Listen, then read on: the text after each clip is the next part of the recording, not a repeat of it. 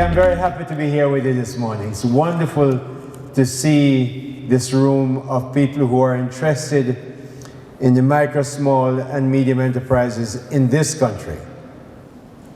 So, Mr. Sansia Bennett-Templar, the Permanent Secretary of the Ministry of Industry, Investment and Commerce, who really is the driving force in the ministry behind the micro, small, and medium-sized enterprises business.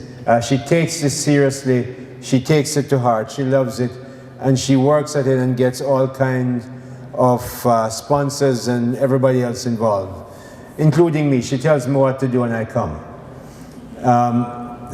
Mrs. Latoya Richards Franklin, who is our Chief Technical Director. Good to see you here. Latoya has joined the ministry recently and has taken this charge as well. She comes from that kind of trade background and economics, and we're happy to have her on board with us. Ms. Marlene Lamont, who has been with the EU for quite some time, knows Jamaica, and is very, very happy and proud to cooperate and support, and I mean support in the ways that the EU does with the kind of stuff the Permanent Secretary requires, like money. We appreciate your support and the EU's support, Ms. Lamont, and very happy to have you here this morning. She's the EU Program Manager and delegation of the European Union. She's with that delegation. Mr. Eddie Galbraith. Eddie I know for a long time from DBJ, I was there at the board and all that stuff. Eddie's a senior general manager, maybe a different, bigger title these days, but he's a big shot. He's right over here, sir, with Ms. Lamont. And Eddie, we're very, very grateful and happy for the support that you've given. We see the Biggie program here. Those of you who have not participated in it, talk to the DBJ about it. You may have already because they've been at all our road shows. So keep the talking going, and Eddie, thank you for coming. Dr. Kalawami Naif, policy consultant and professor at the University of the West Indies. This is our NAIA professor. Everybody knows that. Good to see you, Prof, and good to work with you on the MSME program. You've given us very good intellectual work. I want to see that continue to happen, to be really rigorous in that research, clear in your findings and recommendations to us. And of course, I know you have a heart for this sector, so we want to make sure we work together to get the intellectual value you bring from the university to put with the policy arrangements that we must put in place, and we want to make sure that works very well. Thanks for being here this morning, and we already begin to feel and have a feel for what he's going to deliver for the rest of the day. Our heads of agencies. We have 20 agencies in the ministry. You may not know that. You know JAMPRO, you know JIPO probably, JANAC, BSJ, Bureau of Standards, NCRA, all of them. All of them to help you. The Companies Office, JIPO, Jamaica Intellectual Property Office, and of course, the doyen of them all, JBDC. Here's the lady with her batik wrap and head wrap and all them fancy stuff, Valerie Vieira. Valerie's right here in the front with us. And JBDC has been really the hand holder of the MSME sector in the ministry. Good to see you, Valerie. And the other agency heads that are here. Mr. Melvin Smith from the PIOJ, from the Foundations for Competitiveness and Growth Project. They organize the money. The EU doesn't give us money directly, they go through PIOJ. We're glad to have Melvin here and the work that they do for us at PIOJ. Sponsors. I always pick out sponsors. I don't have all of them listed here, but I'm going to make sure you all understand that whether it's LASCO, Scotiabank, Hard Trust NTA, another agency of the government, but not in my ministry, IDB, very keen sponsor of MSME and our roadshow, all the sponsors We could not do this without you. We will not do this without you, and we're very happy that you're here to be with us today and our participants from the MSME sector. All the valued MSME participants, you are why we're here. We're happy to be here to be working with you and for you. It is your taxes, those of you who are in the tax-paying region that pay our salaries in government. Certainly it's business people who pay our taxes in government. Yes, you're going to tell us that we pay taxes. Yes, we pay taxes after you, your money that we collect from you, Minister Clark does, and pay us, we pay taxes. But unless you pay taxes, we can't operate the government.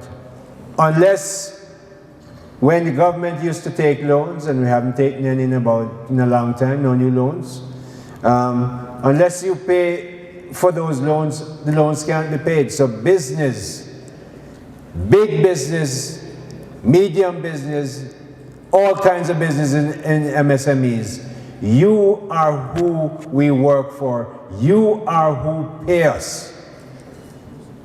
And I want you to realize that I recognize that, and I thank you for it. Media practitioners, very distinguished ladies and gentlemen, Jamaica has achieved remarkable change and economic growth in the last 7 years. In October 2023, the unemployment rate stood at a historical low of 4.2% after a higher historical low at 4.5%, a higher historical low at 6.5%, a higher historical low in the 6-7%, all in the last 5-6 years or so. So Jamaica has been doing well, and that unemployment rate at as low at 4.5% have people saying to the government, oh, we need to get people from overseas to work with us. I've never heard that before, except in a very rare case where you have a very specialized skill that you need.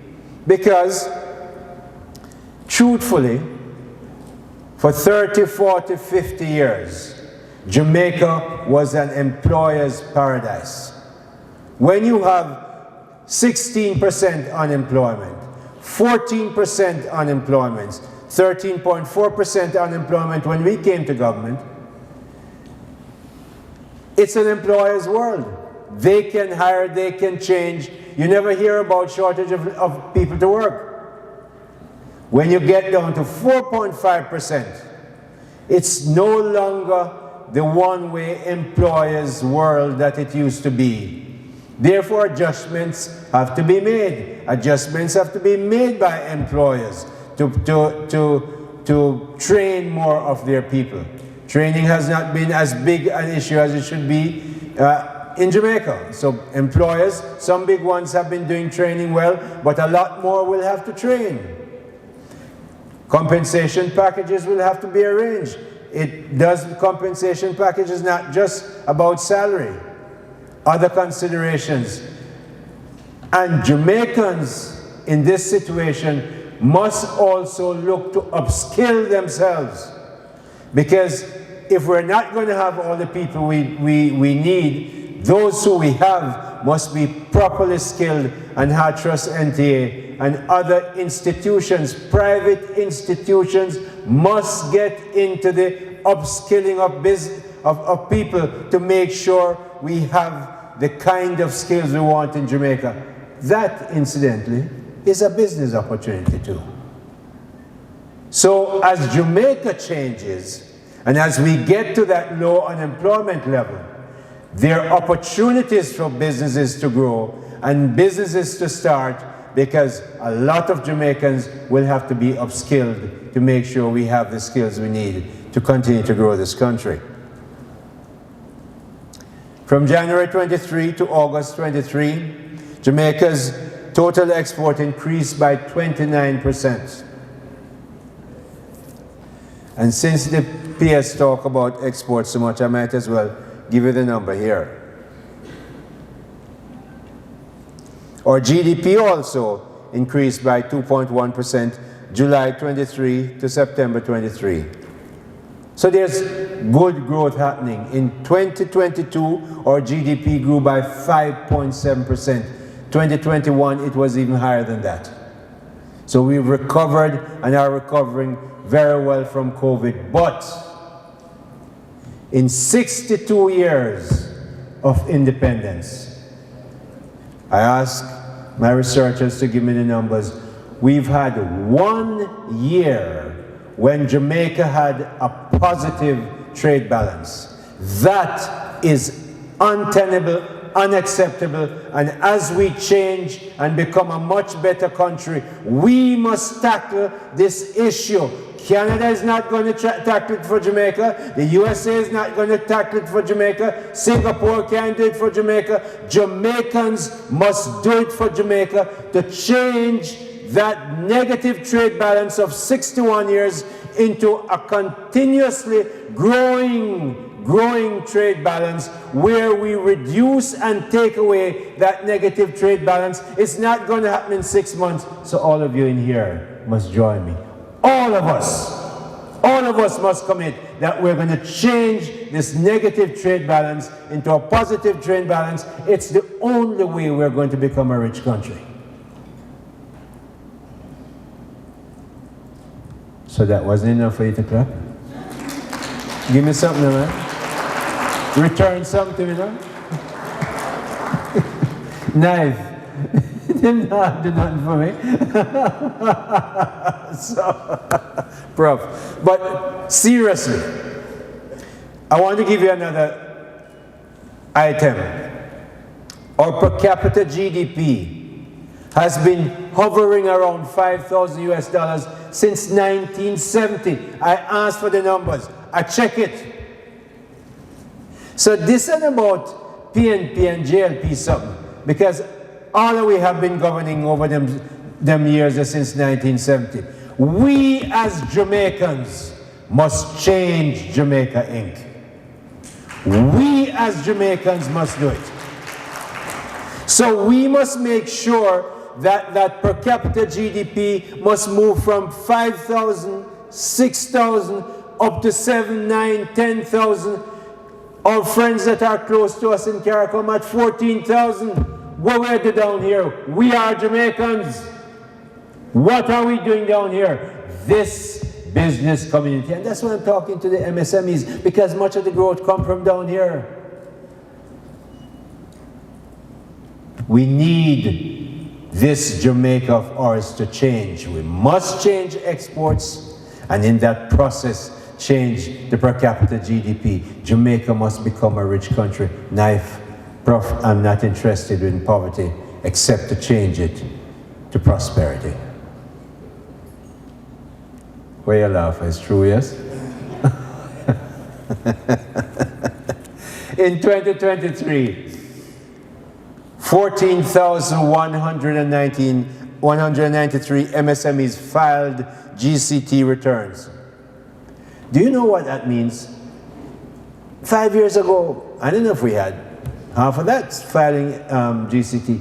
You can't file GCT returns unless you're doing something well. I want to see a lot more people filing more, not because I want them to pay tax. Personally, I prefer that we reduce the tax as much as you can. You know that I believe in that from a long time.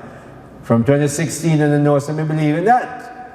But we have to have taxes because roads have to be built, infirmaries have to be built, police stations have to be built, hospitals have to be built. So we have to get some taxes. So you know, when GCT is being filed by MSME, we're doing something good, 14,193, and that's an increase in 2023 by about 3.3%. I want to see that increase going, new business starting and doing well. According to the findings of the World Bank survey report, Jamaica is home to approximately 425,000 small and medium enterprise entities in the country. To increase the nation's economic stability and growth, we must encourage more MSMEs to formalize their operations and to comply with tax regulations. In other words, I can proudly say We want you to pay more taxes, but we don't increase taxes. We haven't done it for 8 years. We don't increase taxes. We make sure, you know why? Because we made it, the Andrew Holness administration made it clear. We do not want to increase direct taxes. We want indirect taxes to increase. So you know what that means? You pay taxes when you choose. How does that work? When you get your salary, and those who are 1.5 and below don't pay taxes, you pay taxes when you want, because only when you buy something on which GCT is charged do you then pay taxes. So if you choose to save, no taxes. If you choose that you want fancy BMWs and outfits like Val Revere wears, you pay for it and pay GCT. The true Valerie, how you mean? If them going dressed like you, then they must pay GCT. So, so we want to make sure that we get as much of our taxes from indirect taxes, but the government has been, thank God, been in a position not to raise taxes for 7 years. But for all these 425,000 micro, small, and medium-sized enterprises, we want to see a lot more growing, a lot more established. And as Jamaica grows, and as we say, just think of the training. All those people that have to be upskilled are going to have to be trained. Heart alone can't do it, so people can start training business, do it well. You can have partnerships with people from overseas. This will create a more transparent and accountable business environment, enabling MSMEs to accept or access financial services, grants, and other forms of support like the EU and others give to us. As the Minister of Industry, Investment and Commerce, Jamaica's Business Ministry, I am committed to supporting and promoting the growth and success of our MSME sector, and this is why we're here today. The PS said, and I really believe it, and when I go to the road shows, as I'll tell you a little bit more about that a little later on, when I go to the road shows, my calendar is cleared for the day. I stay there with all the MSME people, all our 20 agencies. I walk around to make sure people are understanding what the agencies there are there for to help you. So we are committed. I have the distinct privilege to facilitate the National MSME and Entrepreneurial Policy Consultation Workshop and Micro Business Pitch Competition. I'm happy that this is going on. I'm happy you're here, and we're going to make sure we put resources in here and even give you prizes at the end. The National yeah man, clap for prizes. You see, that's when I get a clap. The National Consultation is an important collaborative consultation in which you, MSMEs, play a significant role. We have Exim Bank here to talk to you about that. Your participation will help in shaping a policy document. You must help shape policy. Don't come here and not participate. Say what's on your chest. Ask questions for which you don't have an answer. Professor is down here with him whole heap of information to give you and tell you where you can find the answers for yourself. But come, do not just stay quiet. If something on your chest, get it off your chest. This is why we have you here. And if you need something to help you off your chest, we'll give you a cup of tea. PS will give you lunch later on. I'm coming back from my lunch in the PS. I have to go out, but I'll come back.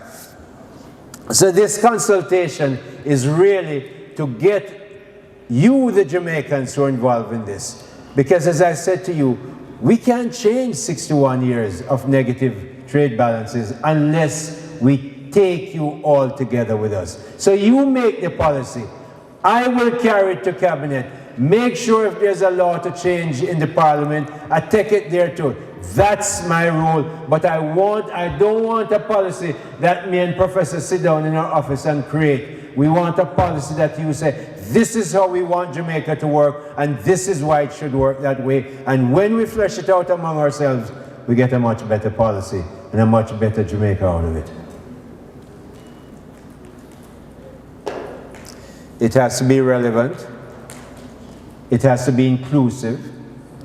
It has to be responsive to the evolving needs and challenges faced by MSMEs in Jamaica. It says evolving needs and challenges. Them leave out something. Evolving needs, challenges, and opportunities that exist in Jamaica. Jamaica is in a very special place. Everywhere you go around, something a build. People call me from overseas, they're coming to invest. The diasporas come, them quarrel, but them come. And no matter what them run down bottom of TV screens, people still are come to Jamaica. Thank God for Jamaica. It's a good place to come, and it's close to the biggest market in the world, our biggest trading partner, and we're happy that they keep coming. This means addressing the need for increased digitization, inclusion of marginalized groups such as women. Well, you know, I have to stop there, sir, because when my friends from the EU, Ms. Lamont, come down here and start talk about, oh, gender equity and all that stuff, knife me list to them and then talk and them explain how they want gender equity. And what they mean, you know, is that women must be equal to men. So when them finish talk, we just say, all right, I'm glad you bring this up. Because 70 to 80% of the graduates from our university are women. Them have somebody like me called minister, and is the PS and Latoya run the ministry. She's the chief executive officer by law. Me no sign no checks, me no hire nobody. Latoya is the chief technical person.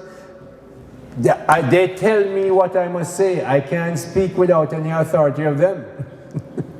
So when my European friends or my foreign friends come about gender equity, say, you see, I know what I need from you. I need you to give me funding to help bring the boys that I have on the roadside doing things in them hand into the workforce, and that's my gender equity while we continue to make sure women run Jamaica.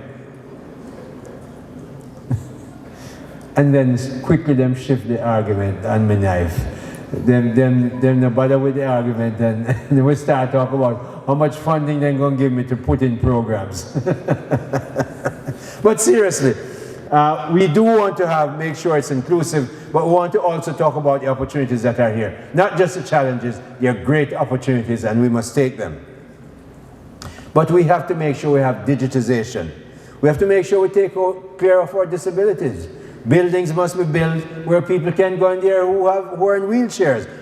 Simple things like that as well, but big ones as well as continued access to finance and emerging trends, which IDB is helping us, Exim Bank.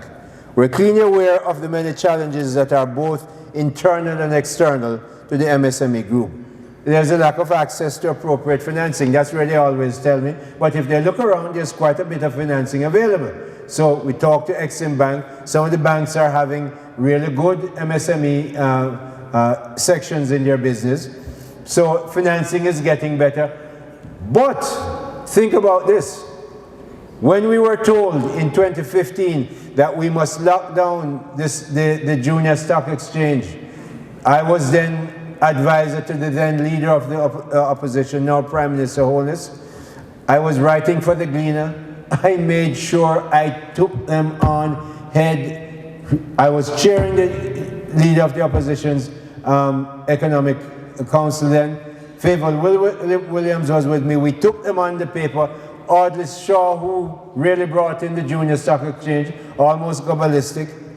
And then in 2016, just before the election, then leader of the opposition, now Prime Minister Holness, made it very clear that we will continue to support the junior stock exchange. The first thing Audley Shaw did, I was his senior advisor at the time, was to re-emphasize, re-energize the junior stock exchange and put money in it today. Since then, billions of dollars have gone to ordinary Jamaicans who would not even go into a bank and got not loan but equity. That means them pay back out of dividends. They don't have to pay a loan every quarter and get interest. No, they get money to build a business, the junior stock exchange.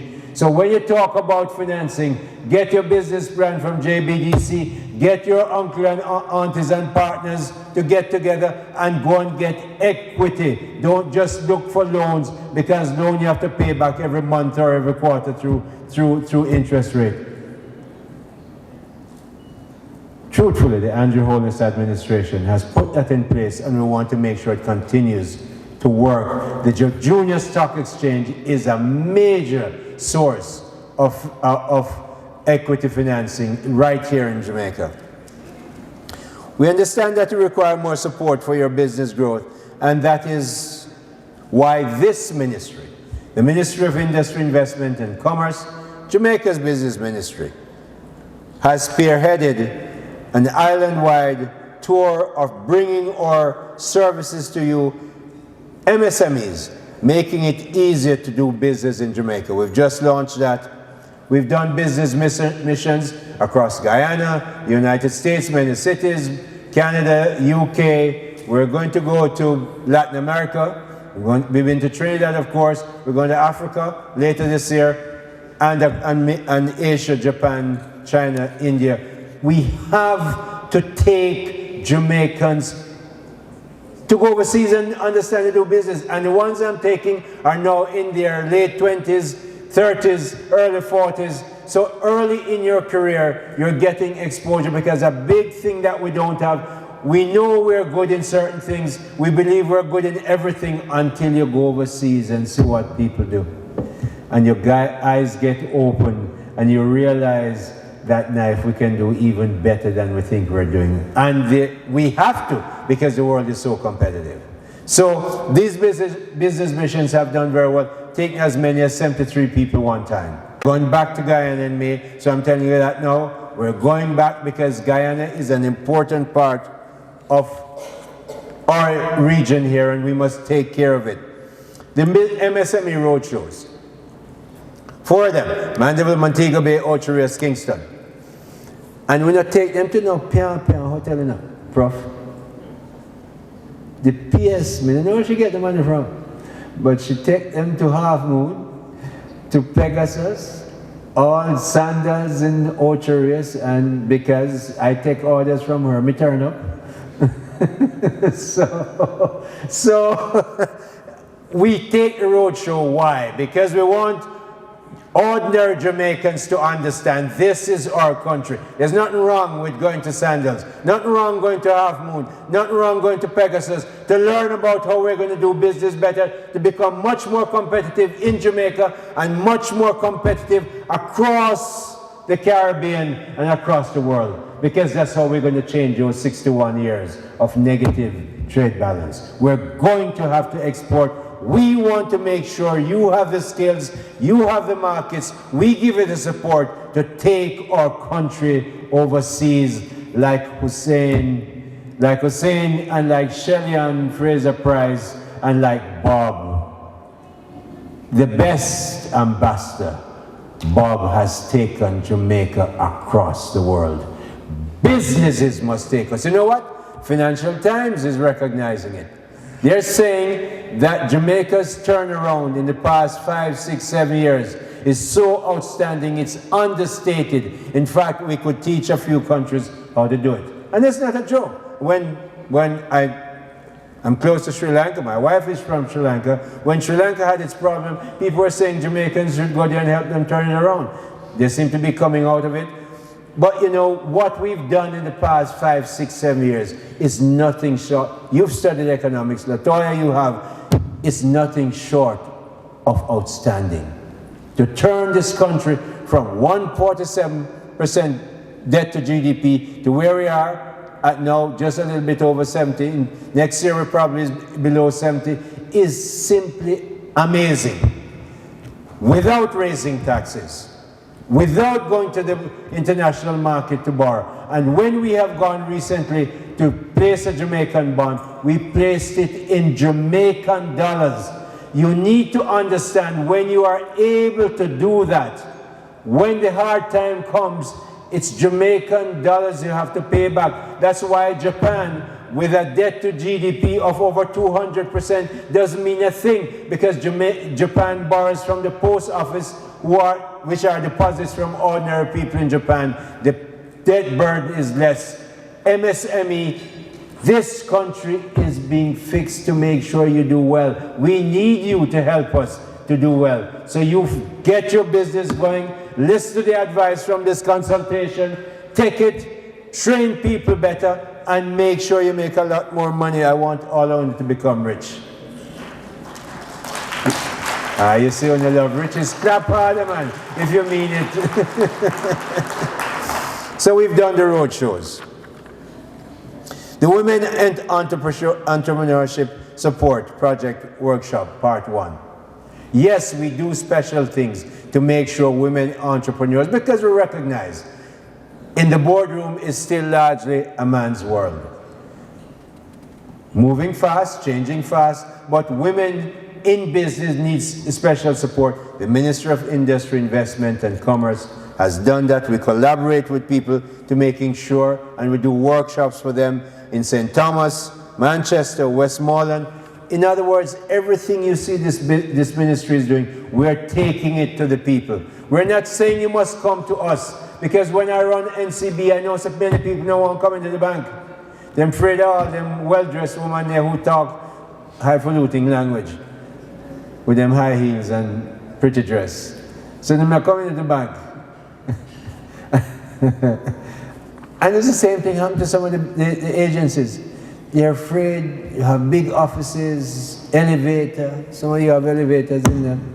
Them don't want to come in here, so we take the 20 agencies to them and say, here, this is what we do. And we talk to women entrepreneurs that way. We're going to have more of this in 2024. We're going to have one in St. Thomas, we had one in this month already in Manchester. We're going to have others in Westmoreland later this month.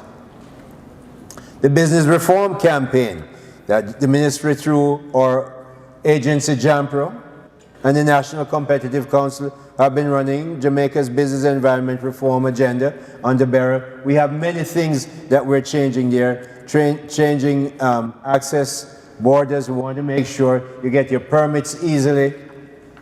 All those we're working on.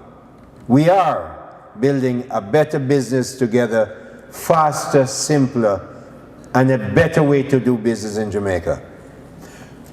But before I sit down, I want to say this to large companies and small companies. Jamaican large companies, many do businesses with smaller companies. A lot more business from large companies must be done with small companies in the MSME sector. In other words, I'm challenging board members and senior managers in big companies. When you look at your spending for the year in your budget, you should be saying, how much of my spend, because I make much of my money in Jamaica, I am a Jamaican company, how much of my spend can I spend in Jamaica? I tell you what I mean. When Toyota started, there were no mechanics and engineering shops in Japan. Toyota go and find them the place, buy them the machine, train them, give them the work so that they can pay back for the machine and the place. And all of those businesses now that work for Toyota are huge businesses in themselves. Let me give you an example that I know personally. Listen to this. When I came back to Jamaica in the early 2000s, I took over NCB.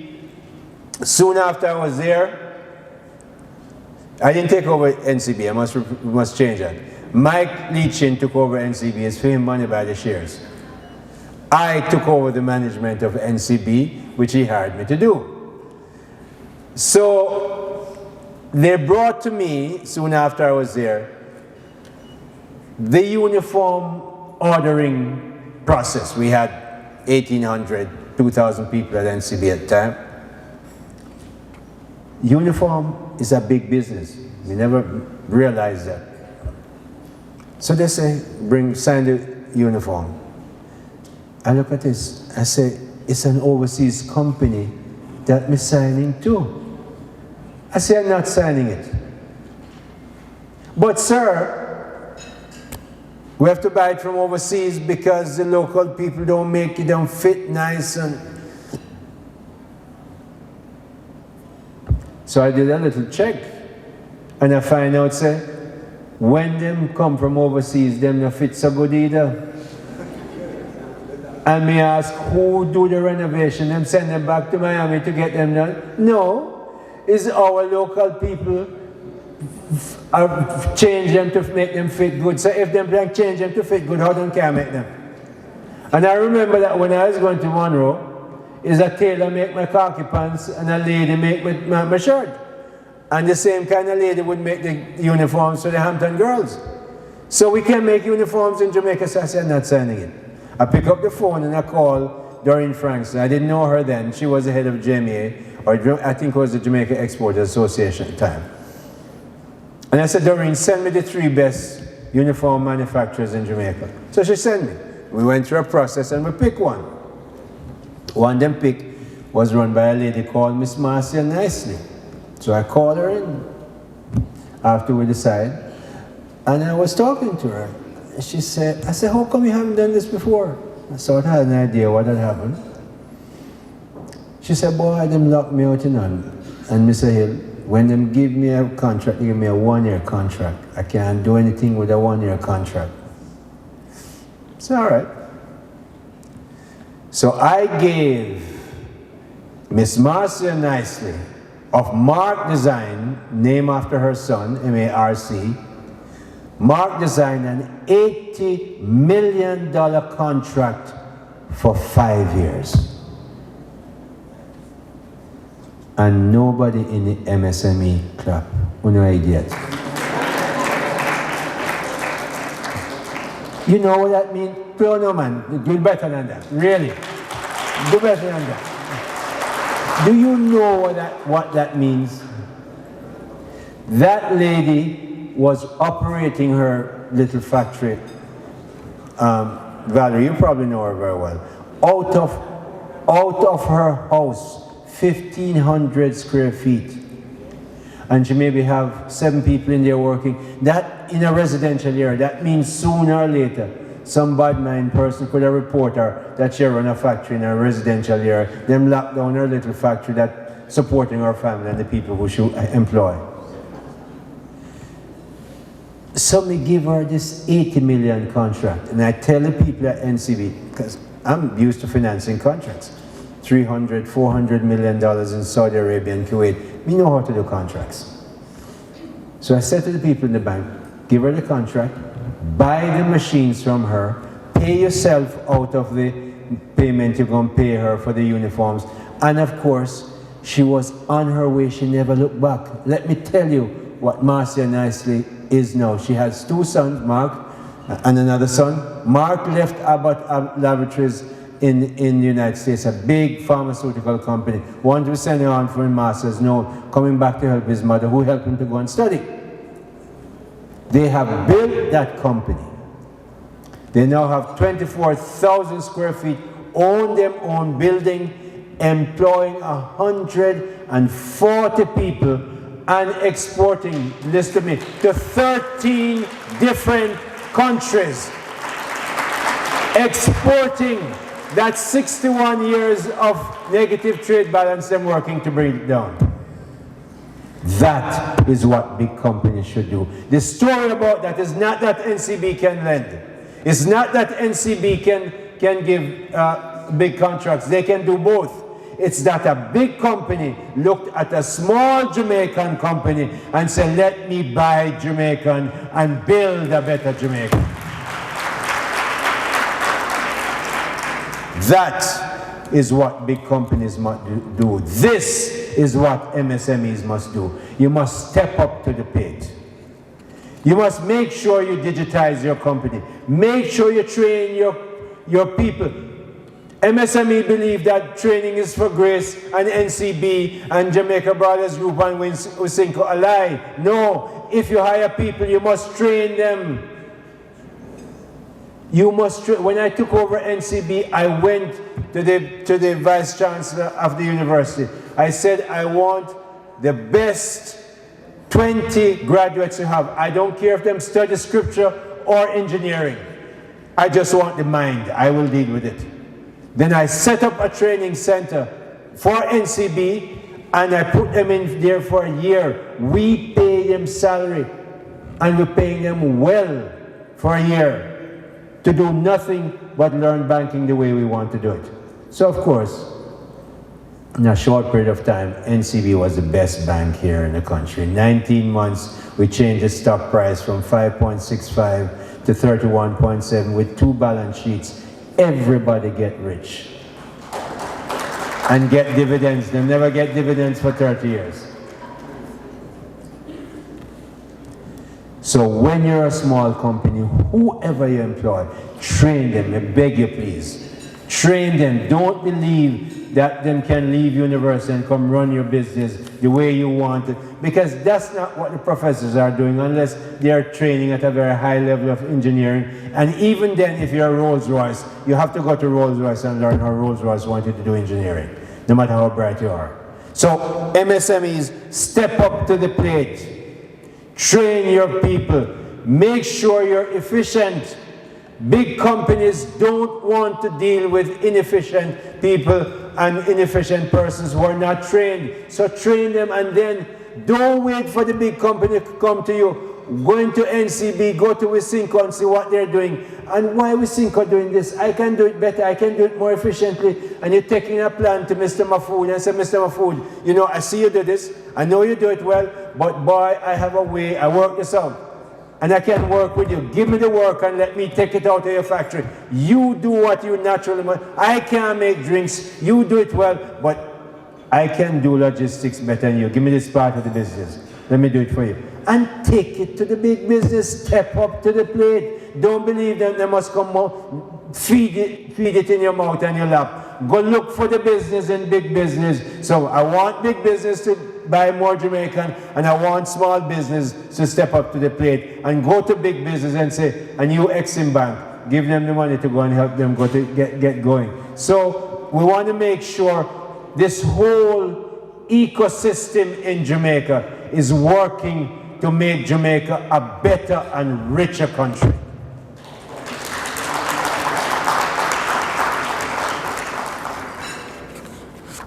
I think I have said enough. Yes, all I'm going to say is thank you for hearing me, and make sure we change this country. $5,000 per capita GDP is absolutely not acceptable, and 61 years of negative trade balance is absolutely unacceptable. We must move to quickly 6, 7, 8, 9, 10, 12, 14,000. Per capita GDP. That can move faster than the negative trade balance. Both of them we have to work on. You are the drivers in Jamaica. The micro, small, and medium-sized enterprise has my complete support, and are looking for results. God bless you. Thank you, PS.